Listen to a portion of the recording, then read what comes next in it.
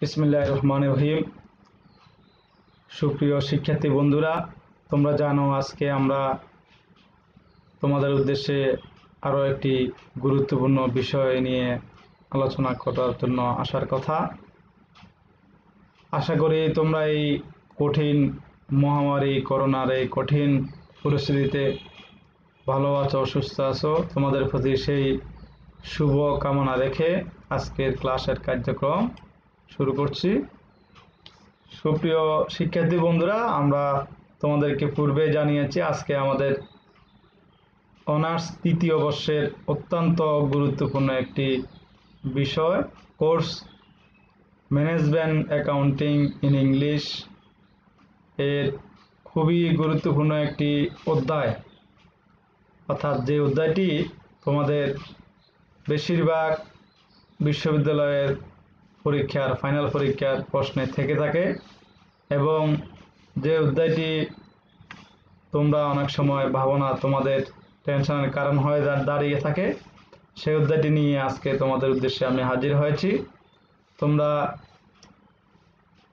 খুবই মনোযোগিতার সাথে আজকের এই ক্লাসে অংশগ্রহণ করবে এবং যাতে তোমরা এই অধ্যায় থেকে প্রশ্ন যখন আসবে সঠিকভাবে তোমরা পরীক্ষায় অ্যান্সার করতে পারো এবং ভালো ফলাফলের ক্ষেত্রে আশা করি তোমাদের এই অধ্যায়টি সহায়ক হবে এবং তোমরা অত্যন্ত মনোযোগের সাথে খেয়াল করো। আমি চেষ্টা করব তোমাদেরকে আস্তে আস্তে সহজভাবে বিষয়টি বুঝিয়ে দেওয়ার জন্য। তোমরা ইতিমধ্যে আমার স্লাইডে দেখতে পাচ্ছ এই অধ্যায়টির নাম হচ্ছে variable costing versus absorption costing, অর্থাৎ বইতে দেওয়া আছে variable costing and absorption costing. এটাকে আমরা সংক্ষেপে এসিডিসি বলে থাকি। অর্থাৎ এই অধ্যায়টিতে আমরা দুইটি নিয়মে ইনকামের স্টেটমেন্ট করতে হয় এবং দুটি নিয়মের একটা মিলকরণ বিবরণীয় প্রস্তুত করা লাগে। শিক্ষার্থী বন্ধুরা, আমরা আজকে লার্নিং আউটকামস, অর্থাৎ আমরা আজকে কি শিখব, শিখন ফর লার্নিং আউটকামস সম্পর্কে জানবো। আমরা আজকে তিনটি বিষয়, মৌলিকভাবে তিনটি বিষয় লার্নিং আউটকামস হিসেবে রেখেছি। প্রয়োজনীয় আরও কিছু বিষয় আলোচনা হিসেবে আসবে। প্রথমে ডিফাইন ডিরেক্ট কস্টিং, প্রত্যক্ষ ব্যয় পদ্ধতি সম্পর্কে আমরা আলোচনা করব। তোমরা শিখতে পারবে প্রত্যক্ষ ব্যয় পদ্ধতিটা কি।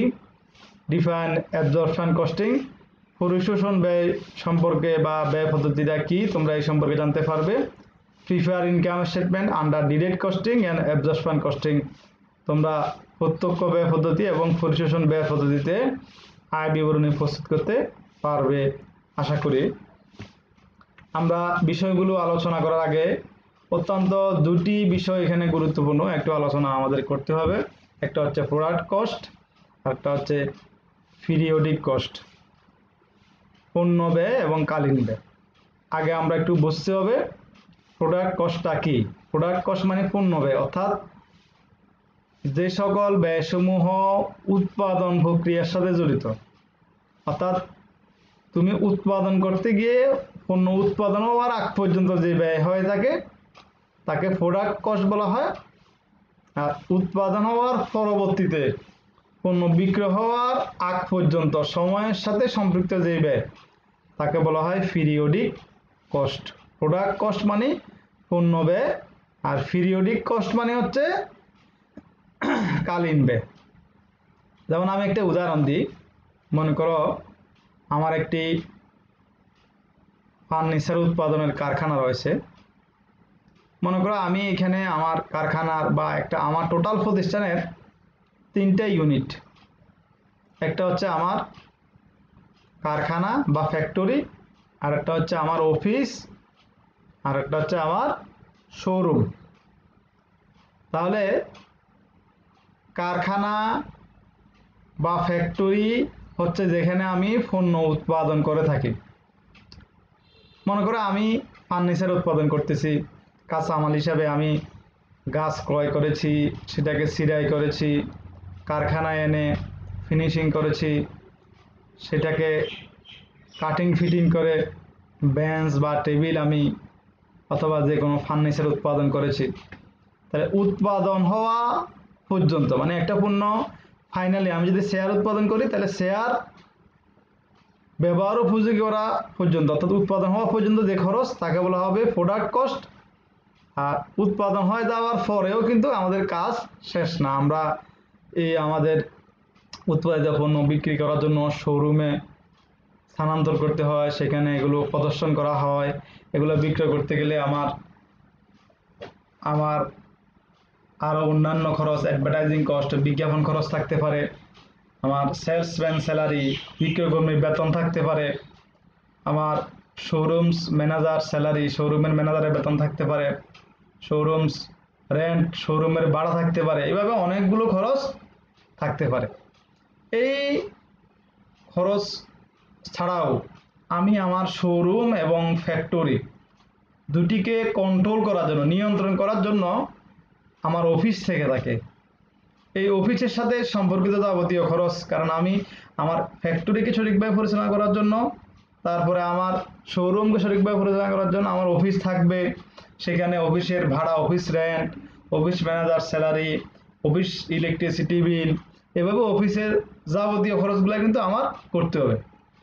এই খরচগুলো যখন আমি করব, এই খরচগুলো কিন্তু চলতে থাকবে, উৎপাদনের সাথে এগুলো সম্পৃক্ত নয়। অফিসের খরচ এবং শোরুমের খরচগুলো কিন্তু উৎপাদনের সাথে সরাসরি সম্পৃক্ত নয়, কিন্তু উৎপাদন হওয়ার পরে বিক্রয়ের উদ্দেশ্যে আমাকে এই খরচগুলো করতে হবে, এগুলো সময়ের সাথে সম্পৃক্ত। যতদিন বিক্রয় চলবে, বিক্রয় শেষ হবে না, যতদিন আমার ব্যবসা প্রতিষ্ঠান চলবে, শেষ হবে না, ততদিন পর্যন্ত আমাকে এই খরচগুলো করতে হবে, এবং এগুলোকে বলা হবে পিরিয়ডিক কস্ট। এজন্য প্রোডাক্ট কস্ট এবং পিরিয়ডিক কস্ট সম্পর্কে তোমরা অবশ্যই আশা করি জেনেছ। প্রোডাক্ট কস্ট মানে হচ্ছে পণ্য উৎপাদন হওয়া, একদম তৈরি মাল, পণ্য রেডি হওয়ার আগ পর্যন্ত যে খরচ, রেডি হওয়া পর্যন্ত যে খরচ, ওগুলোকে প্রোডাক্ট কস্ট। আর পণ্য উৎপাদিত হয়ে যাওয়ার পরে বিক্রয় যতদিন চলবে, যতদিন প্রতিষ্ঠান চলবে, সময়ের সাথে সম্পৃক্ত যে খরচ, তাকে বলা হয় পিরিয়ডিক কস্ট বা কালীন ব্যয়। মানে কাল মানে হচ্ছে সময়, কালীন ব্যয় মানে সময়ের সাথে সম্পৃক্ত ব্যয়। এখানে এই দুটি বিষয় আলোচনা করার উদ্দেশ্য হচ্ছে, এখানে যে দুটি পদ্ধতিতে আমরা অঙ্ক করতে হবে, দুটি পদ্ধতির ক্ষেত্রে প্রোডাক্ট কস্ট এবং পিরিয়ডিক কস্ট এর একটু ভিন্ন দৃষ্টিভঙ্গি, সামান্য একটু ব্যতিক্রম দৃষ্টিভঙ্গি থাকার কারণে আমাকে দুটি পদ্ধতিতে ভিন্ন রকমভাবে অঙ্ক সমাধান করতে হয়। আমরা আসি, এই দুটি বিষয় আলোচনা করার পরে আমাদেরকে ডিরেক্ট কস্টিং সিস্টেমটা একটু আলোচনা করতে হবে। ডিরেক্ট কস্টিং সিস্টেম, এখানে direct costing system, absorption costing সিস্টেমের মূল উদ্দেশ্য হচ্ছে, মূল কাজ হচ্ছে মূলত কস্ট অফ গুডস সোল্ড, অর্থাৎ বিক্রিত পণ্যের ব্যয় নির্ণয় করা। অর্থাৎ বিক্রিত পণ্যের ব্যয় নির্ণয় করতে গেলে বিক্রিত পণ্যের ব্যয় মানে হচ্ছে যেটাকে আমরা ইতিপূর্বে বলেছি প্রোডাক্ট কস্ট। প্রোডাক্ট কস্টটাকে আমরা এখানে বিক্রিত পণ্যের ব্যয়, কস্ট অফ গুডস সোল্ড হিসেবে ধরবো, আর পিরিয়ড কস্টটা হবে পরবর্তীতে আমার অপারেটিং এক্সপেন্স হিসেবে ধরা হবে। এজন্য প্রোডাক্ট কস্টটা কি, অর্থাৎ কস্ট অফ গুডস সোল্ডটা কি, এটি সঠিকভাবে নির্ণয় করা হচ্ছে আমাদের এই অঙ্কের মূল কাজ। এই জন্য এখানে আমরা ডিরেক্ট কস্টিং দেখব কি কি বিষয়গুলো আসবে। এখানে বলা আছে direct costing consist of direct material cost, তাহলে direct labour cost and variable manufacturing overhead. তাহলে এখানে দেখো, প্রথমে আমরা কাঁচামাল ব্যয়, প্রত্যক্ষ মজুরি ব্যয় এবং কারখানার ভিতরে ভেরিয়েবল পরিবর্তনশীল কারখানা উপরি ব্যয়, এই তিনটি ব্যয়কে আমরা অন্তর্ভুক্ত করব, এবং এই তিন ধরনের ব্যয়কে আমরা এখানে প্রোডাক্ট কস্ট হিসাবে ট্রিট করব। পরবর্তীতে আসো অ্যাবজর্পশন কস্টিং। অ্যাবজর্পশন কস্টিং এর ক্ষেত্রে দেখো, absorption costing consist of direct material cost, direct labour cost, variable manufacturing overhead and fixed manufacturing overhead. তাহলে ওইখানে আমরা করেছি তিনটি বিষয়, আর এখানে চারটি বিষয় এসেছে। দেখো শিক্ষার্থী বন্ধুগণ, কঠিন কোনো বিষয় না, এখানে একটি বিষয় বৃদ্ধি পেয়েছে, অর্থাৎ আগের যে material cost, direct material cost আছে, ডিরেক্ট লেবার কস্টও আছে, ভেরিয়েবল ম্যানুফ্যাকচারিং ওভারহেডও আছে, শুধুমাত্র একটি বিষয় ফিক্সড ম্যানুফ্যাকচারিং ওভারহেডটা এখানে বাড়তি অ্যাড হয়েছে। তাহলে এইখানে মূল কাজটা শুধু ম্যানুফ্যাকচারিং ওভারহেড নিয়ে, মানে কারখানার উপরে ব্যয় নিয়ে। অর্থাৎ আমরা যখন ডিরেক্ট কস্টিংয়ে করব, কারখানার উপরে ডিরেক্ট কস্টিং বা ভেরিয়েবল কস্টিং, তো আমরা এটা মনে রাখতে পারবো ওইভাবে, যেহেতু ভেরিয়েবল কস্টিং বা ডিরেক্ট কস্টিং, সেখানে কারখানা উপরিব্যয়ের ক্ষেত্রে ভেরিয়েবল অংশটা আসবে, আর অ্যাবজর্পশন কস্টিং এর ক্ষেত্রে সেখানে ভেরিয়েবলের পাশাপাশি ফিক্সডটাও আসবে। আরও একটা মনে রাখার সব সিস্টেম বলি, ডিরেক্ট মানে প্রত্যক্ষ, আর অ্যাবজর্পশন মানে পরিশোষণ। পরিশোষণ করা, পরিশোষণ মানে হচ্ছে কোনো কিছুকে গ্রহণ করা, অ্যাগ্রেশন করা, অর্থাৎ আমরা পরিশোষণ কথাটা একটু বড় মনে হয়, পরিশোষণ করা, শোষণ করা। আমরা যদি কোনো কিছুকে শোষণ করতে হয়, অবশ্যই আমরা যেই বিষয়টি শোষণ করব ওই বিষয়টি থেকে আমার শক্তি বেশি থাকতে হয়। পরিশোষণ মানে এটা একটা বড় ব্যাপার মনে হয়, সেখানে 4টি বিষয় আসবে, সেখানে বেশি আসবে। আর ডিরেক্ট কস্টিং মানে এটা ছোট ব্যাপার মনে হয়, সেটা সেখানে কম আসবে। এই বিষয়টি আমরা একটা জাস্ট মনে রাখার কৌশল। শিক্ষার্থী বন্ধুরা, আমরা এখানে আমি কয়েকটি স্লাইড এনেছি তোমাদের জন্য। স্লাইডগুলো একটু দেখলে, বারবার একটু মনোযোগ দিয়ে খেয়াল করলে তোমরা আশা করি বুঝতে পারবে।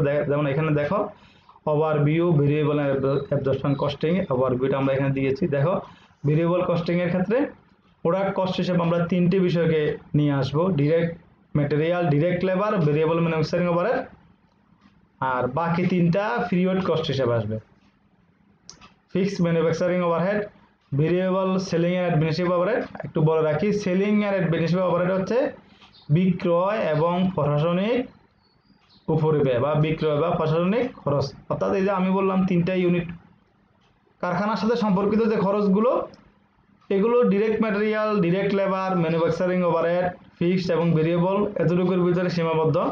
কিন্তু উৎপাদন হয়ে যাওয়ার পরে সেলিং এন্ড অ্যাডমিনিস্ট্রেটিভ এক্সপেন্স, সেটি হবে কোথায়? সেলিং হবে আমার বিক্রয়ের সাথে সম্পৃক্ত, শোরুমের সাথে সম্পৃক্ত, বিজ্ঞাপনের সাথে সম্পৃক্ত। আর অ্যাডমিনিস্ট্রেটিভ হচ্ছে আমার অফিসের সাথে সম্পৃক্ত, অফিসের কর্মকর্তা কর্মচারী, অফিসের ভাড়া, এই ধরনের খরচগুলো এখানে আসবে। সেলিং অ্যান্ড অ্যাডমিনিস্ট্রেটিভ এক্সপেন্স আবার 2 ধরনের, একটা হচ্ছে ভেরিয়েবল আর একটা হচ্ছে কি ফিক্সড। ভেরিয়েবল এবং ফিক্সড খরচ মানে কস্ট সম্পর্কে আমরা এখানে একটু আলোচনা করি। ভেরিয়েবল মানে হচ্ছে যে সকল খরচসমূহ কোনো পণ্যের পরিবর্তনের সাথে সরাসরি সম্পৃক্ত, তো পণ্যের উৎপাদন বা বিক্রয়ের সাথে, বিক্রয়ের বৃদ্ধির সাথে সরাসরি সম্পৃক্ত, তাকে বলা হবে ভেরিয়েবল কস্ট বা ভেরিয়েবল এক্সপেন্স। আর যে সকল খরচসমূহ পণ্য উৎপাদন বা বিক্রয়ের সাথে সরাসরি সম্পৃক্ত নয়, ওই সকল খরচসমূহকে বলা হবে ফিক্সড এক্সপেন্স। যেমন সেলিংয়ের ক্ষেত্রে শোরুমের ভাড়া, শোরুমস রেন্ট, শোরুমস ম্যানেজার স্যালারি, এই ধরনের খরচগুলো ফিক্সড, কারণ আমরা যেই পরিমাণ বিক্রি করি আর না করি ভাড়া কিন্তু আমাদেরকে দিয়ে দিতে হবে নির্ধারিত। তারপরে ম্যানেজারের বেতন নির্ধারিত, এটা আমাকে দিয়ে দিতে হবে নির্ধারিত পরিমাণ। কিন্তু বিক্রয় যদি আমার কম হয় তাহলে এটা বিক্রয় যত বেশি হবে আমার বিক্রয় খরচ তত বেশি হবে। আবার অনেক সময় বিক্রয় কর্মীদেরকে আমরা পারিশ্রমিক দিয়ে থাকি, বিক্রয়ের উপর ডিপেন্ড করে, বিক্রয় বেশি করলে বিক্রয় কর্মীদের পারিশ্রমিক বেশি হবে, এজন্য এগুলো ভেরিয়েবল। আর যেমন অফিসের ক্ষেত্রে অফিসের ভাড়া, অফিসের ম্যানেজারের বেতন, এগুলো হচ্ছে ফিক্সড। তারপরে যেমন অফিস ইলেকট্রিসিটি বিল, এগুলো হচ্ছে সেমি ফিক্সড, অর্থাৎ আধা পরিবর্তনশীল ব্যয়। তারপরে আমরা আলোচনায় আসবো, যেমন এখানে দেখো product cost, direct material, direct labour এবং ভেরিয়েবল ম্যানুফ্যাকচারিং ওভারহেড, এই 3টা বিষয়কে ভেরিয়েবল কস্টিং এর ক্ষেত্রে প্রোডাক্ট কস্ট হিসেবে ধরা হয়। আর fixed manufacturing overhead, variable selling and administrative expense, fixed selling and administrative expense, এই 3টাকে পিরিয়ড কস্ট অর্থাৎ কালীন ব্যয় হিসেবে ধরা হয়। আর এর দর্শনের ক্ষেত্রে দেখো এটা একটু বড়, একটু বেশি, এখানে 4টি বিষয়, এখানে ম্যাটেরিয়াল, লেবার, পাশাপাশি ম্যানুফ্যাকচারিং ওভারহেডের বিষয়গুলো অন্তর্ভুক্ত হবে। এই জন্য এখানে 4টি বিষয় আসবে: direct material, direct labour, variable manufacturing overhead, fixed manufacturing overhead, variable selling and administrative expense, এই সকল বিষয়গুলো এখানে আসবে। আর এখানে 2টি মাত্র বিষয় পিরিয়ড কস্ট হিসেবে আসবে: variable selling and administrative expense আর fixed selling and administrative expense. এভাবে আরও কয়েকটা স্লাইডের মাধ্যমে আমরা আরেকটু ক্লিয়ার করব। এখানে বলা আছে ডিফারেন্স মেথড, ভেরিয়েবল কস্টিং এর ক্ষেত্রে 4টি বিষয়। আমি বারবার বিষয়গুলো আলোচনা করতেছি যাতে তোমাদের মাথায় বিষয়টা ভালোভাবে তোমরা নিতে পারো। প্রোডাক্ট কস্টিং তো ভেরিয়েবল কস্টিং এর ক্ষেত্রে যেগুলো product costing: direct material, direct labour, variable manufacturing overhead. আর অ্যাবজর্পশন কস্টিং এর ক্ষেত্রে direct material, direct labour, variable manufacturing overhead, fixed manufacturing overhead. এই 4টি বিষয়কে আমরা প্রোডাক্ট কস্ট হিসাবে নিব। প্রোডাক্ট কস্ট কনসিস্ট, দেখো এখানে আরো একটা অংশ আমরা দিয়ে জাস্ট এখানে একটা উদ্বৃত্ত নিয়েছি আমরা বিদেশি একটি বই থেকে। এখানে material, labour, variable overhead, fixed overhead 4টি বিষয়কে যোগ করে 2,62,000 টাকা অ্যাবজর্পশন কস্টিং এর ক্ষেত্রে আসলো। আর ভেরিয়েবলের ক্ষেত্রে কিন্তু ম্যাটেরিয়াল, লেবার এবং ভেরিয়েবল ওভারহেড এই 3টি বিষয় আসছে, কিন্তু ফিক্সড ওভারহেড অন্তর্ভুক্ত হয়নি। এজন্য ফিক্সড ওভারহেড এখানে আসে নাই। টোটাল 2,50,000 টাকা এখানে ভেরিয়েবল কস্টিং এর ক্ষেত্রে আমরা প্রোডাক্ট কস্ট হিসেবে আনবো। অর্থাৎ এখানে কস্ট অফ গুডস সোল্ড নির্ণয় করার সময় আমরা এই 3টি বিষয়কে, ভেরিয়েবলের ক্ষেত্রে 3টি বিষয় এবং অ্যাবজর্পশনের ক্ষেত্রে 4টি বিষয় আমরা অনুসরণ করব। তারপরে দেখো আমি তোমাদের বোঝার সুবিধার্থে এখানে ইনকাম স্টেটমেন্টগুলো দুই রকম। প্রথমে ভেরিয়েবল কস্ট ইনকাম স্টেটমেন্টটা কিভাবে করা হয় একটু যদি মনোযোগের সাথে খেয়াল করো তাহলে তোমরা পারবে ইনশাল্লাহ। আমি একটু আগে তোমাদেরকে বলেছি ভেরিয়েবল কস্টিং এর ক্ষেত্রে আমরা কস্ট অফ গুডস সোল্ড এর আগে ভেরিয়েবল শব্দটা ব্যবহার করে থাকি, আর অ্যাবজর্পশনের ক্ষেত্রে আমরা ভেরিয়েবল শব্দটা ব্যবহার করি না। এজন্য এখানে প্রথমে আমরা সেলস থেকে variable cost of goods sold বাদ দিব। Variable cost of goods sold আমরা কেমনে বের করব?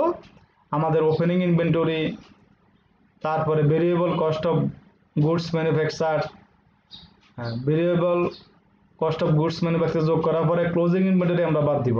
অর্থাৎ opening inventory add variable cost of goods manufactures add করার পরে যে ফলাফলটা আসবে এটিকে বলা হবে variable cost of goods sold available for sale, অর্থাৎ বিক্রয়যোগ্য বিক্রিত পণ্যের ব্যয়। বিক্রয়যোগ্য পণ্যের ব্যয় অর্থাৎ variable cost of goods sold হচ্ছে বিক্রয়যোগ্য পণ্যের ব্যয়। বিক্রয়যোগ্য পণ্যের ব্যয় থেকে ক্লোজিং ইনভেন্টরি সমাপনী মূল্য বাদ দেওয়ার পরে যেটি বের হবে এটিকে হবে variable cost of goods sold. এবং variable cost of goods sold বাদ দেওয়ার পরে তো 2,40,000 টাকা থেকে variable cost of goods sold 80,000 টাকা বাদ দেওয়ার পরে যে ফলাফলটি বের হবে এটি হবে গ্রস কন্ট্রিবিউশন মার্জিন। খেয়াল করো, আমি তোমাদের বোঝার সুবিধার্থে বলছি। অ্যাবজর্পশনের ক্ষেত্রে শুধু কস্ট অফ গুডস সোল্ড বাদ দেওয়ার পরে ফলাফল যেটি বের হবে এটির নাম হবে গ্রস প্রফিট, কিন্তু ভেরিয়েবলের ক্ষেত্রে গ্রস প্রফিট সরাসরি লেখার সুযোগ নেই। এখানে আমরা যেহেতু এখানে কারখানার সবগুলো ব্যয় আমরা বাদ দিই নাই, আরও কারখানা আরও একটা ব্যয় বাদ আছে, এখানে শুধুমাত্র আমরা পরিবর্তনশীল ব্যয়গুলো বাদ দিয়েছি। এই জন্য এখানে আমরা variable cost of goods sold বাদ দেওয়ার পরে যে ফলাফলটা বের হবে এটাকে বলা হবে gross contribution margin. Gross contribution margin থেকে এবার আমরা সবার আগে একটা ভেরিয়েবল ফ্যাক্টরি কস্ট বাকি আছে, এটাকে আমরা বাদ দিব। লেস ভেরিয়েবল ফ্যাক্টরি কস্ট, এখানে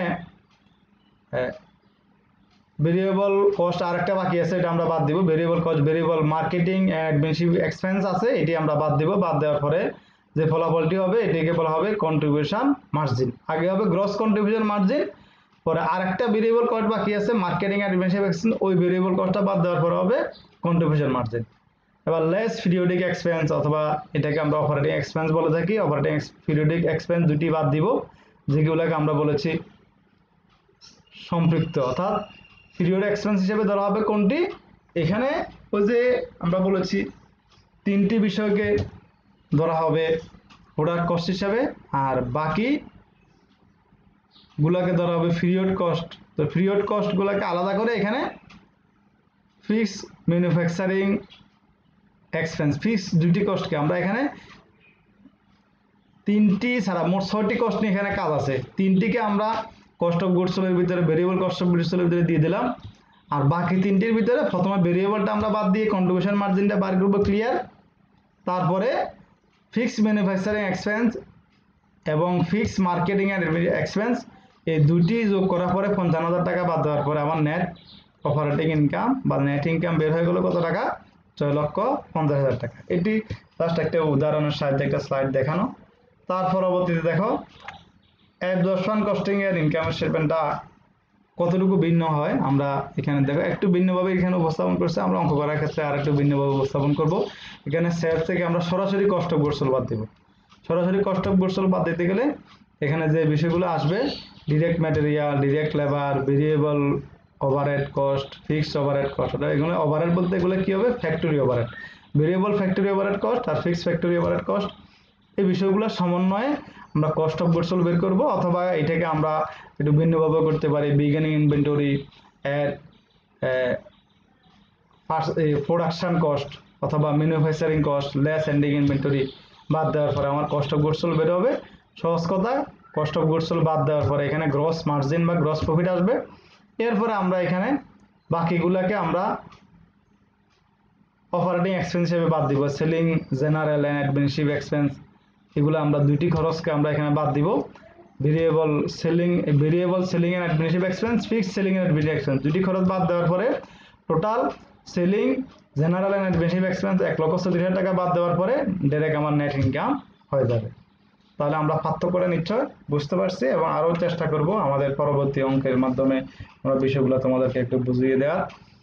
দেখো শিক্ষার্থী বন্ধুরা, আমরা একটা এক্সারসাইজ তোমাদের সামনে এনেছি। দুটি এক্সারসাইজ সম্পর্কে আমরা এই ক্লাসে আজকে আলোচনা করব।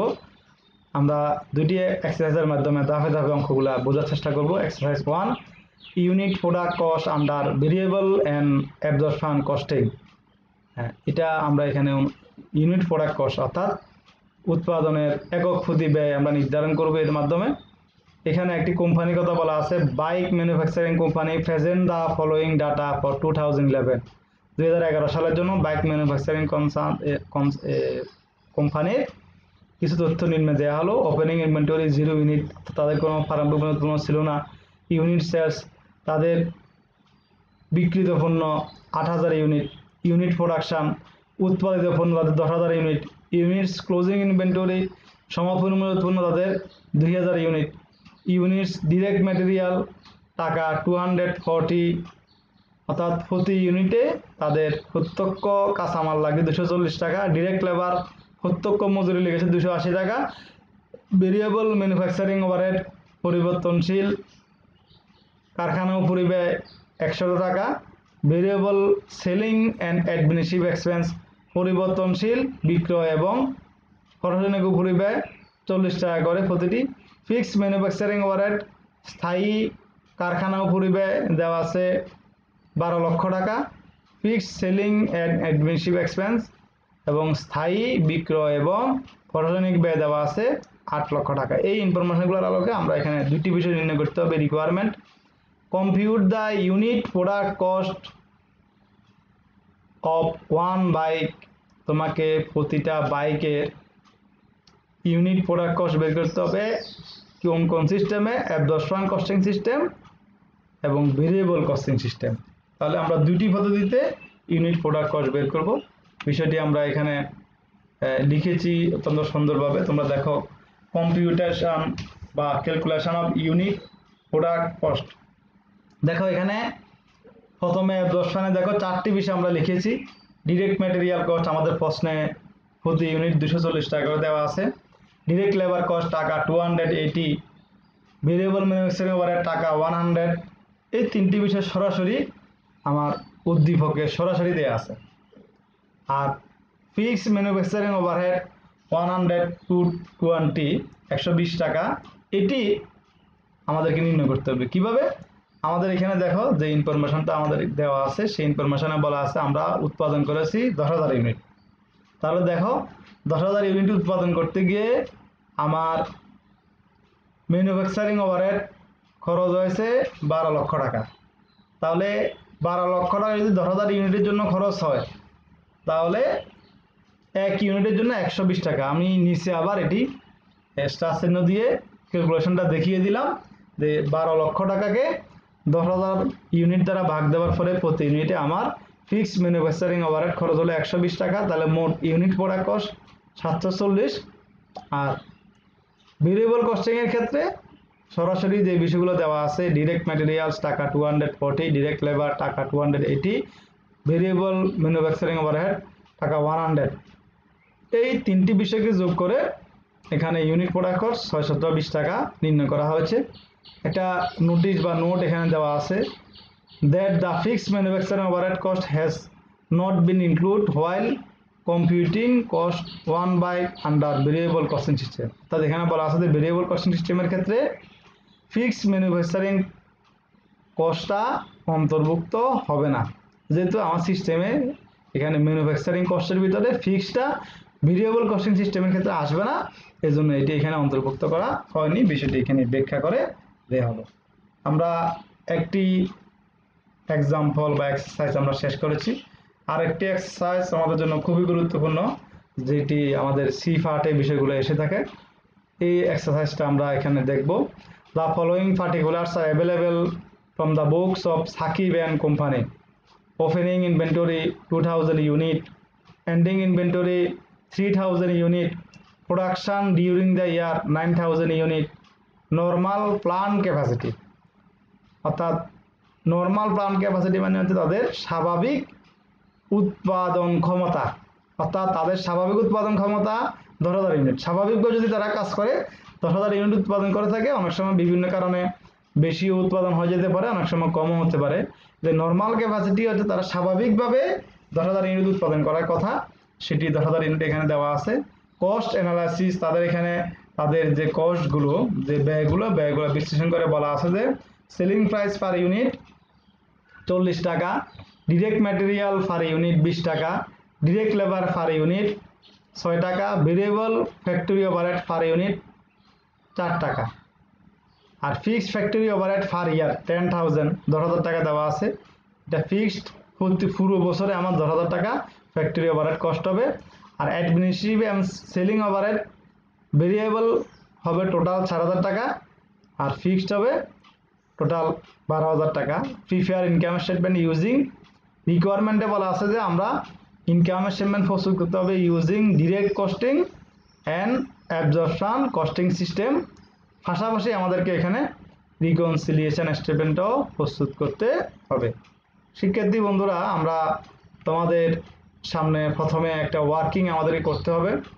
সেলিং ইউনিট, প্রথমে সেলিং ইউনিট মানে আমরা কি পরিমাণ পণ্য বিক্রয় করেছি এটি নির্ণয় করতে হবে, কারণ এটি নির্ণয় করা আমাদের এখানে একটু জরুরি। সেলিং ইউনিট দেখো, এখানে আমরা সেলিং ইউনিট কীভাবে দেখলাম, ওপেনিং ইউনিট প্লাস প্রোডাকশন, অর্থাৎ আমরা যেই পরিমাণ পণ্য আমার প্রারম্ভিক মজুদ হিসেবে ছিল এটির সাথে উৎপাদিত পণ্য, অর্থাৎ আমার এখানে বছরের শুরু থেকে 2000 একক পণ্য ছিল, আর 9000 একক পণ্য, 9000 ইউনিট পণ্য আমি উৎপাদন করেছি। তাহলে টোটাল 11,000 ইউনিট পণ্য আমার থাকার কথা, মানে বিক্রয় করার মতো, বিক্রয় হওয়ার কথা, কিন্তু এর ভিতরে 3,000 ইউনিট আমার এখন ক্লোজিং ইনভেন্টরি হিসেবে রয়ে গেছে। তাহলে দেখো 2 এবং 9, 11,000 ইউনিট আমার থাকার কথা, এর ভিতরে 3,000 ইউনিট আমার রয়ে গেছে, আর বাকি 8,000 কোথায় গেল? নিশ্চয় বাকি 8,000 বিক্রয় হয়ে গেছে। এবার আমরা কস্ট পার ইউনিট নির্ণয় করব। কস্ট পার ইউনিট আমরা একটু আগে তোমাদেরকে যে উদাহরণটা দেখিয়েছি ঠিক এটির মতো আমরা এখানে ডিরেক্ট কস্টিংটা আগে লিখছি, অ্যাবজর্পশন কস্টিংটা আমরা পরে লিখছি। ডিরেক্ট ম্যাটেরিয়াল সরাসরি দুই জায়গায় আসবে 20 টাকা 20 টাকা, ডিরেক্ট লেবার সরাসরি দুই জায়গায় আসবে 6 টাকা 6 টাকা, এবং ভেরিয়েবল ফ্যাক্টরি ওভারহেড সরাসরি দুই জায়গায় আসবে 4 টাকা 4 টাকা। ফিক্সডের ক্ষেত্রে ফিক্সডটা ডিরেক্ট কস্টিংয়ে আসবে না, অ্যাবজর্পশনে আসবে। তাও কিভাবে? যেহেতু আমাদের এখানে প্রশ্নে উদ্দীপকে বলা আছে আমার ফিক্সড ফ্যাক্টরি ওভারহেড 10,000 টাকা, আর নর্মাল ক্যাপাসিটি তো আমরা স্বাভাবিকভাবে উৎপাদন করি কত ইউনিট? 10,000 ইউনিট। তাহলে 10,000 টাকা যদি 10,000-এর জন্য খরচ হয়, 10,000 ইউনিটের জন্য, প্রতি ইউনিটের জন্য আমার খরচ হবে কত টাকা? 1 টাকা।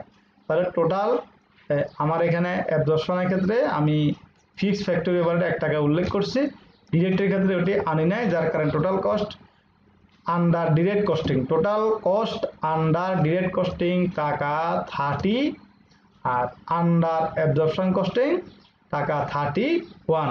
তাহলে আমরা এখানে এই দুটি ওয়ার্কিং আমাদের অঙ্কের প্রয়োজন আমাদের করতে হবে। তারপরে দেখো আমরা ইনকাম স্টেটমেন্টের ক্ষেত্রে দেখো প্রথমে আসো সেলস। এই যে সেলস ইউনিট আমরা কেন নির্ণয় করছি, এটা আমাদের কেন লাগছে? কারণ আমাদের এই অঙ্কে ওপেনিং ইনভেন্টরি দেওয়া ছিল, প্রোডাকশন ছিল, এন্ডিং ইনভেন্টরি ছিল, কিন্তু বিক্রয়কৃত পণ্যের পরিমাণ সেল ইনভেন্টরি বা সেলিং ইনভেন্টরি পরিমাণ উল্লেখ ছিল না। যার কারণে যেহেতু আমাদের ইনকাম স্টেটমেন্ট করতে গেলে প্রথমে সেলস বের করতে হবে, আমাদের এই অঙ্কে টোটাল সেলস উল্লেখ নাই, উদ্দীপকের টোটাল সেলস উল্লেখ নাই, কিন্তু সেলস পার ইউনিট উল্লেখ আছে। এই জন্য সেলস পার ইউনিটের সাথে আমরা অবশ্যই সেলসের পরিমাণ গুণ করে, মানে সেলস ইউনিট গুণ করে টোটাল সেলসের পরিমাণ নির্ণয় করতে হবে। এই জন্য আমরা সেলস ইউনিট নির্ণয় করা লাগছে আমাদের ওয়ার্কিংয়ে। এই জন্য সেলস 8000 গুণ 40 টাকা, মানে 8000 ইউনিট ইন্টু টাকা 40 equal to 3,20,000 plus variable cost of goods sold. Variable cost of goods sold যেহেতু আমরা এখানে যে পরিমাণ পণ্য বিক্রয় হবে ওই পরিমাণ পণ্যের উপরেই আমরা আমাদের খরচগুলোকে আমরা অ্যাবজর্ব করবো, অর্থাৎ যে খরচগুলো আছে কস্টগুলো, এক্সপেন্সগুলোকে আমরা যে পরিমাণ পণ্য বিক্রয় হয়েছে ওই পরিমাণ পণ্যের উপর আনুপাতিক হারে চার্জ করতে হবে। এজন্য এখানে variable cost of goods sold আসছে 8000 ইউনিট গুণ 30, যেহেতু ভেরিয়েবলের ক্ষেত্রে 30 টাকা আমরা বের করছি একটু আগে ওয়ার্কিং এর মাধ্যমে, ওই 2,40,000 টাকা আমরা বাদ দেওয়ার পরে গ্রস কন্ট্রিবিউশন মার্জিন আসছে আমার 80,000 টাকা। তারপর দেখো less variable administrative and selling overhead সরাসরি টোটাল দেওয়া আছে 4000 টাকা আমরা লিখবো, বাদ দেবো, বাদ দেওয়ার পরে আমার নেট কন্ট্রিবিউশন মার্জিন বের হবে, গ্রস কন্ট্রিবিউশন মার্জিন, তারপরে ভেরিয়েবল বাদ দেওয়ার পরে নেট কন্ট্রিবিউশন মার্জিন বের হবে। Net contribution margin 76,000। ওইখান থেকে আবার আমরা ফিক্সড কস্টগুলো বাদ দিব বা ফিক্সড অপারেটিং এক্সপেন্সগুলো বা ফিক্সড এক্সপেন্স আমরা বাদ দিব। ফিক্সড এক্সপেন্স আমাদের এখানে দুটি সরাসরি দেওয়া আছে, ফ্যাক্টরি ওভারহেড 10,000 টাকা দেওয়া আছে, আর অ্যাডমিনিস্ট্রেটিভ অ্যান্ড সেলিং ওভারহেড দেওয়া আছে 12,000 টাকা। তাহলে মোট আমার ফিক্সড কস্ট হচ্ছে 22,000 টাকা। তাহলে 76,000 টাকা থেকে মোট ফিক্সড কস্ট 22,000 টাকা বাদ দেওয়ার পরে আমার নেট ইনকাম হলো 54,000 টাকা, অর্থাৎ 54,000। আমরা এখানে নেট ইনকাম 54,000 টাকা নির্ণয় করলাম। তার পরবর্তীতে দেখো আমরা অ্যাবজর্পশন কস্টিং এর ক্ষেত্রে আসবো। অ্যাবজর্পশন কস্টিং এ আমরা দেখো প্রথমে এখানে একইভাবে সেলস 8000 ইউনিট গুণ 40 3,20,000 টাকা লেখা হয়েছে। এখানে শুধু দেখো এখানে শুধু কস্ট অফ গুডস সোল্ড কথাটা আসছে, এখানে কস্ট অফ গুডস সোল্ড আসছে ঠিক একইভাবে আগেরটার মতো 8000 ইউনিট, তবে টাকার পরিমাণ আসবে পার ইউনিটে 31 টাকা করে। তাহলে টোটাল আমার কস্ট অফ গুডস সোল্ড আসলো 2,48,000 টাকা। এখানে আরও একটা গুরুত্বপূর্ণ বিষয় আমাদেরকে আলোচনা করতে হবে, আমি অঙ্কের শেষে এটি আরও একটু বিস্তারিত বলবো। এখানে দেখো একটা কথা আছে আন্ডার অ্যাপ্লাইড আর ওভার অ্যাপ্লাইড। আন্ডার অ্যাপ্লাইড আর over applied, under applied over অ্যাপ্লাইডটা আমরা আমার পিছন থেকে একটু পরবর্তী যে অঙ্ক আছে ওই অঙ্কে আমি, অর্থাৎ এই অঙ্কের শেষের দিকে আমরা একটু আন্ডার অ্যাপ্লাইড ওভার অ্যাপ্লাইড সম্পর্কে একটু আলোচনা করব। এখানে দেওয়া আছে আন্ডার অ্যাপ্লাইড আর ওভার অ্যাপ্লাইড, আর favourable variance from standard, unfavourable variance from standard. আমরা ফেভারেবল আনফেভারেবল একটু পরে আলোচনা করব, আগে আন্ডার অ্যাপ্লাইড ওভার অ্যাপ্লাইড সম্পর্কে আলোচনায় আসি। আন্ডার অ্যাপ্লাইড মানে হচ্ছে অনুপ্রয়োগ বা কম প্রয়োগ, আর ওভার অ্যাপ্লাইড মানে অতি প্রয়োগ বা বেশি প্রয়োগ। অর্থাৎ আমরা ওই যে আমরা বললাম fixed manufacturing overhead, fixed manufacturing ওভারহেডটা এটা শুধুমাত্র এই under applied over applied favourable unfavourable এই বিষয়গুলো শুধুমাত্র অ্যাবজর্পশন কস্টিং এর ক্ষেত্রে, অর্থাৎ পরিশোষণ ব্যয়ের ক্ষেত্রে এই বিষয়গুলো আমাদের প্রয়োজন এবং প্রয়োগ করা হয়ে থাকে, কিন্তু ডিরেক্ট কস্টিং এর ক্ষেত্রে এই বিষয়গুলোর কোনো প্রয়োগ নেই। এই জন্য আন্ডার অ্যাপ্লাইড ওভার অ্যাপ্লাইড মানে হচ্ছে, অর্থাৎ এখানে আমার যেই পরিমাণ খরচ হয়েছে হিসেবের কারণে যদি আমার খরচ এর থেকে বেশি চার্জ করা হয় তখন তাকে বলা হবে ওভার অ্যাপ্লাইড। অর্থাৎ যেই পরিমাণ আমার খরচ হয়েছে হিসাবের নিয়ম মেনটেন করতে গিয়ে যদি প্রকৃতপক্ষে আমার খরচ অন্তর্ভুক্ত হয়ে থাকে, খরচ যা হয়েছে এর থেকে বেশি অন্তর্ভুক্ত হয়ে থাকে সেটা হবে ওভার অ্যাপ্লাইড, আর কম অন্তর্ভুক্ত হলে সেটা হবে আন্ডার অ্যাপ্লাইড। আমরা এটা আর একটু ক্লিয়ারলি বুঝতে পারবো যদি আমরা এই অঙ্কটা সম্পর্কে একটু আলোচনা করি। এই যে এখানে দেখো এখানে আমরা কস্ট অফ গুডস সোল্ড 2,48,000 টাকার পরে আমরা এখানে under applied fixed factory overhead 1,000 টাকা আমরা যোগ করছি। ঠিক কেন দেখো আমাদের এখানে উদ্দীপকে বলা আছে normal capacity, normal plant capacity, স্বাভাবিক উৎপাদন ক্ষমতা হচ্ছে কত? 10,000 ইউনিট। এবং ওই 10,000 ইউনিটের উপর ডিপেন্ড করে আমার ফিক্স ফ্যাক্টরি ওভারহেড হয়েছে 10,000 টাকা। তো আমার উৎপাদন হলো কত? 10,000।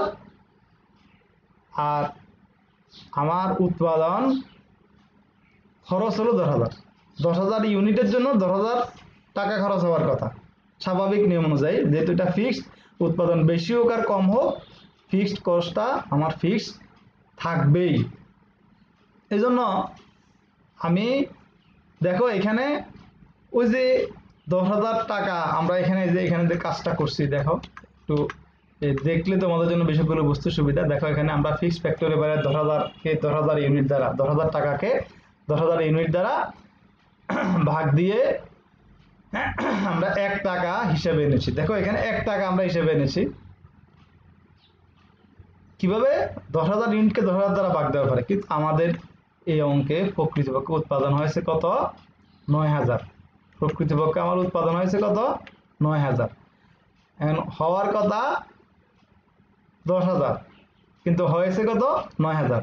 তাহলে 1,000 ইউনিটে আমাদেরকে উৎপাদন কম হয়েছে। 1,000 ইউনিট উৎপাদন কম হওয়ার কারণে দেখো আমি কিন্তু হিসেবে এনেছি, কস্ট অফ গুডস সোল্ড নির্ণয় করার সময় হিসেবে এনেছি উৎপাদন 9,000 ইউনিট। কিন্তু 9,000 ইউনিটের সাথে যখন আমি 1 টাকা গুণ করব, আমার খরচ হবে 9,000, কিন্তু আমার খরচ হয়েছে 10,000। অর্থাৎ 1,000 ইউনিটে 1 টাকা করে 1,000 টাকা আমার খরচ বেশি হয়েছে, কিন্তু আমি লিখেছি 9,000। এই যে আমাকে কিন্তু খরচে কিন্তু 1,000 টাকা নিয়ে আসতে হবে। অর্থাৎ খেয়াল করো, আমার খরচ হয়েছে 1,000, কিন্তু হিসেবে এসেছে 9,000। অর্থাৎ আমার এখানে আন্ডার অ্যাপ্লাইড হয়েছে, যা হয়েছে তার থেকে প্রয়োগ হয়েছে কত? 1,000 টাকা কম প্রয়োগ হয়েছে, এই জন্য এটাকে আন্ডার অ্যাপ্লাইড। আন্ডার অ্যাপ্লাইড থাকলে আমরা এটা কি করতে হবে? যোগ করতে হবে। আর যদি কখনো কোনো কারণে ওভার অ্যাপ্লাইড হয়ে যায়, বিয়োগ করতে হবে। একটু সহজে মনে রাখা যাবে যে আন্ডার মানে নিচ বা কম, আন্ডার অ্যাপ্লাইড মানে কম লেখা হয়েছে। তো কম লেখা হয়েছে, যেটা কম লিখছি আমি এটা বাড়িয়ে দেবো, আর ওভার অ্যাপ্লাইডে বেশি লেখা হয় এটা আমরা কমিয়ে দেবো। তাহলে আমরা খুব সহজে মনে রাখবো যে আন্ডার অ্যাপ্লাইড মানে কম লেখা হয়েছে। কম লেখা হলে আমার এখানে এটি বেড়ে যাবে, আর ওভার অ্যাপ্লাইড মানে বেশি লেখা হয়েছে, বেশি লেখা হলে এখানে কি হয়ে যাবে? কমে যাবে। এই জন্য আমাদেরকে বিষয়টি খেয়াল করতে হবে। আন্ডার অ্যাপ্লাইড মানে কম লেখা হয়েছে, যোগ করতে হবে। ওভার অ্যাপ্লাইড মানে বেশি লেখা হয়েছে, বিয়োগ করতে হবে। তারপরে আসো 1,000 টাকা আন্ডার অ্যাপ্লাইড আমরা যোগ করলাম। যোগ করার পরে আমার গ্রস প্রফিটটা এখানে আমার ভুলক্রমে গ্রস প্রফিটটা এখানে আসে নাই। 3,20,000 টাকা থেকে 2,49,000 টাকা বাদ দেওয়ার পরে যে অ্যামাউন্টটা আসে সেটা আসবে এখানে। ওখান থেকে আমরা 16,000 টাকা বাদ দেওয়ার পরে আমার নেট ইনকাম হবে কত টাকা? 55,000 টাকা। নেট ইনকাম হবে 55,000। এখানে 71,000 টাকা গ্রস প্রফিট হবে 71,000। ওইখান থেকে আমার 16,000 less administrative and selling overhead, variable 4,000, fixed 12,000, total 16,000 বাদ দেওয়ার পরে নেট ইনকাম হবে আমার কত টাকা? 55,000 টাকা। এরপরে দেখো আরেকটি গুরুত্বপূর্ণ বিষয়, রিকনসিলিয়েশন স্টেটমেন্ট। অর্থাৎ এই যে আমরা খেয়াল করো আমাদের এখানে দুটি নিয়মে দুটি নেট প্রফিট এসেছে। দেখো আমার ডিরেক্ট কস্টিং এর ক্ষেত্রে আমার নেট প্রফিট আসছে 54,000 টাকা, আর অ্যাডমিশনের ক্ষেত্রে নেট প্রফিট আসছে 55,000 টাকা। এতে ভিন্ন আসার যে কারণটাকে আমরা মিল করা, এটাকে বলা হয় রিকনসিলিয়েশন স্টেটমেন্ট। রিকনসিলিয়েশন স্টেটমেন্টের ক্ষেত্রে দেখো আমরা এখানে দুইটি বিষয়কে দুই দিক থেকে মিল করা লাগে। প্রথমত আমরা ডিফারেন্স ইন প্রফিট, লাভের ডিফারেন্স। তো স্বাভাবিক লাভের ডিফারেন্স, যেহেতু অ্যাডমিশন কস্টিং এ টাকার পরিমাণ বেশি সেটি আমরা আগে লিখবো, ডিরেক্ট কস্টিং এ টাকার পরিমাণ কম সেটি পরে লিখবো। ডিফারেন্স কত টাকা? 1,000 টাকা। ডিফারেন্স ইন প্রফিট আর ডিফারেন্স ইন ইনভেন্টরি কস্ট, এই দুটি ডিফারেন্সকে আমরা মিলাবো। কারণ ইনভেন্টরি কস্টের কারণে আমার এন্ডিং ইনভেন্টরি যে পরিমাণ পণ্য রয়ে গেছে, ওই এন্ডিং ইনভেন্টরির কস্টের ভিন্নতার কারণে মূলত আমার এখানে নেট ইনকামের ভিন্নতা আসে। এজন্য আমরা এটিকে মিলিয়ে দিব। নেট ইনকামের ভিন্নতা হচ্ছে 1,000 টাকা। আর ডিফারেন্স ইন ইনভেন্টরি কস্টের ক্ষেত্রে দেখো চেঞ্জ ইন ইনভেন্টরি, আমার এখানে ইনভেন্টরি পরিবর্তন হয়েছে। দেখো ক্লোজিং ইনভেন্টরি আমার আছে 3,000 আর ওপেনিং ছিল 2,000, তার সমাপনী ছিল 3,000 একক প্রারম্ভিক ছিল 2000 একক, তাহলে আমার মূল উৎপন্নের ক্ষেত্রে পরিবর্তন হলো কত? 1000 একক। তাহলে 1000 একক যদি আমরা দর্শনের ক্ষেত্রে 31 টাকা করে ধরার পরে 31,000 টাকা, আর ডিরেক্ট কস্টিং এর ক্ষেত্রে 30 টাকা করে ধরার কারণে 30,000 টাকা। খেয়াল করো, এই যে আমার এন্ডিং ইনভেন্টরি কস্ট নিয়ে মূলত পরিবর্তন বা চেঞ্জ। এখানে 1000 গুণ 31 31,000 টাকা, আর ডিরেক্ট কস্টিং এর ক্ষেত্রে 1000 গুণ 30 30,000 টাকা। তাহলে ডিফারেন্স কত রাখা হয়? 1000 টাকা। ডিফারেন্স আমার কত হয়? 1000 টাকা। তাহলে উভয় দিকে, অর্থাৎ আমার ডিফারেন্স ইন প্রফিট আর ডিফারেন্স ইন ইনভেন্টরি কস্ট যখন এক হয়ে যাবে, তাহলে বুঝবে যে আমার অঙ্ক হয়ে গেছে। তার পরবর্তীতে শিক্ষার্থী বন্ধুরা, আমরা তোমাদের উদ্দেশ্যে আলোচনা করে রেখেছিলাম আন্ডার অ্যাপ্লাইড ওভার অ্যাপ্লাইড, এটিতে অবশ্যই আমরা আলোচনা করে ফেলেছি। আর favourable variance from standard, unfavourable variance from standard, এটি খুব সহজ বিষয়, এটি সরাসরি প্রশ্নে দেওয়া থাকবে।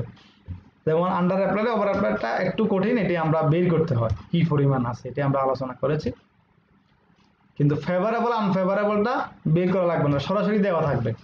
ফেভারেবল ভেরিয়েন্স মানে হচ্ছে অনুকূল পার্থক্য ফ্রম স্ট্যান্ডার্ড, মান ব্যয় থেকে, আর আনফেভারেবল মানে হচ্ছে প্রতিকূল পার্থক্য ফ্রম স্ট্যান্ডার্ড। এবং সহজ কথা বলি, ফেভারেবল মানে অনুকূল, মানে আমাদের পক্ষে হয়েছে, ওই যে ওভার অ্যাপ্লাইডের মতো, অর্থাৎ বেশি হয়ে গেছে আমাদের পক্ষে, মানে খরচটা আমাদের পক্ষে হয়েছে, মানে আমাদের খরচ কম হয়েছে, তো আমরা এটা কমিয়ে দিব। ফেভারেবল মানে আমার পক্ষে, অর্থাৎ আমার পক্ষে মানে আমরা যখন কোনো খরচ নির্ধারিত পরিমাণ থেকে কম হয়, এটা আমাদের পক্ষে থাকে, অর্থাৎ আমার খরচটা কম হয়েছে। ফেভারেবল মানে আমার পক্ষে আছে, কম হয়েছে, খরচ কম হয়েছে, এটি আমরা বাদ দিব। আর আনফেভারেবল মানে আমাদের বিপক্ষে বা প্রতিকূলে, প্রতিকূলে আমাদের ব্যবধান হয়ে গেছে। প্রতিকূলে ব্যবধান মানে আমরা কখন প্রতিকূল মনে করি? যখন আমার খরচ নির্ধারিত খরচ থেকে আমার প্রকৃত খরচটা বেশি হয়ে যাবে, তখন এটাকে আমরা প্রতিকূল মনে করি, আমরা এটাকে আনফেভারেবল মনে করব। অর্থাৎ আমার প্রতিকূল হয়ে গেছে, অর্থাৎ বেশি হয়ে গেছে, এজন্য আমরা এটাকে বেশি, এটা যোগ করতে হবে। কোথায় যোগ করতে হবে? কস্ট অফ গুডস সোল্ডের সাথে। তাহলে আমি আবার বলি, আন্ডার অ্যাপ্লাইড মানে হচ্ছে আন্ডার মানে কম হয়েছে, এটিকে আমরা বেশি যোগ করব আন্ডারের সাথে আনফেভারেবলটা।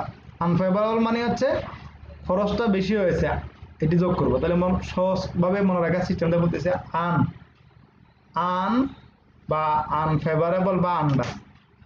আনফেভারেবল বা আন্ডার যখন আসে তখন আমরা যোগ করব, মানে আন্ডার বা আনফেভারেবল নিচে, কম, কম হয়ে গেছে, আমরা এটাকে বাড়াবো। আর ফেভারেবল বা ওভার, বেশি, বেশি হলে আমরা বিয়োগ দিব। এটি জাস্ট আমি আমার কৌশল হিসেবে বলতেছি। ওভার অ্যাপ্লাইড বা ফেভারেবল হলে আমরা যোগ করব, আন্ডার অ্যাপ্লাইড বা আনফেভারেবল হলে আমরা বিয়োগ করব। শিক্ষার্থী বন্ধু, আমরা খুব অল্প সময়ের ভিতরে অত্যন্ত একটি গুরুত্বপূর্ণ একটি অধ্যায়, অনেকগুলো বিষয় আমরা আলোচনা করেছি। আলোচনা করতে গিয়ে আমার আলোচনা হয়তোবা অনেক ক্ষেত্রে একটু দ্রুত আলোচনা হয়ে গেছে। আমি আশা করি, বিশ্বাস করি তোমরা যারা তৃতীয় বর্ষের স্টুডেন্ট, তোমাদের ম্যাচুরিটি লেভেলটি কতটুকু এসেছে, তোমরা পারবে, এবং তোমরা তোমাদের বই থেকে ভালোভাবে দেখে অঙ্কগুলো করবে। তোমাদের উদ্দেশ্যে বাড়ির কাজ হিসেবে আমি যেটি দিব, আসলে এখন এই কঠিন মুহূর্তে তোমরা বাসায় থেকে সময়গুলো খেলাধুলা নষ্ট না করে তোমরা বাসায় বসে ভালোভাবে পড়াশোনা করো, পড়াশোনা চালিয়ে দাও। তোমাদের সঠিকভাবে পড়াশোনা চালিয়ে যাওয়ার সাথে আমরা অত্যন্ত কষ্ট করে এই স্লাইডগুলো নির্মাণ করে তৈরি করে তোমাদের উদ্দেশ্যে আমরা পেশ করতেছি। তোমরা শুধু ক্লাসটি দেখে বসে থাকলে চলবে না, তোমরা তোমাদের বিভিন্ন বোর্ড কোশ্চেনগুলো, বিভিন্ন ন্যাশনাল ইউনিভার্সিটির বিভিন্ন কোশ্চেনগুলো দেখবা, এগুলোর সমাধানও তোমাদের বইতে দেওয়া আছে, ভালোভাবে দেখে ওইখান থেকে তোমরা অঙ্ক করবে। এবং তোমরা যারা হোমওয়ার্ক করছো, তোমরা আমার কমেন্ট বক্সে তোমরা জানাবে কে কয়টি ইউনিভার্সিটি কোশ্চেন সমাধান করেছো, সেটা কমেন্ট বক্সে জানাবে।